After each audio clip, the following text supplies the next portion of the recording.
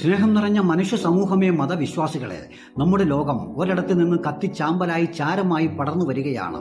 അത് നാളെ നമ്മളിലേക്ക് എത്തുമെന്ന് ഏതാണ്ട് ഉറപ്പാണ്.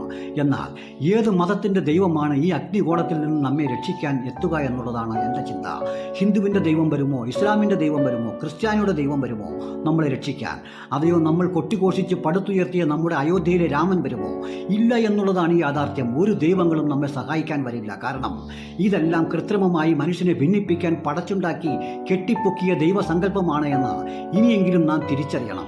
നമ്മുടെ രാജ്യമാണെങ്കിൽ ഫാസിസ്റ്റ് ഭരണകൂടമാണ് ഭരിച്ചുകൊണ്ടിരിക്കുന്നത്. ആ ഫാസിസ്റ്റ് ഭരണകൂടം നമ്മളെ കൊണ്ട് കെട്ടിയിട്ടിരിക്കുന്നത് ലോകത്തെ ഏറ്റവും നികൃഷ്ട ജീവികളുടെ കൂടാരത്തിലാണ്. അതുകൊണ്ട് ഇപ്പോൾ നമ്മുടെ ഭരണാധികാരികൾക്ക് മിണ്ടാട്ടമില്ല. എന്തേ അവർ മിണ്ടാത്തത്?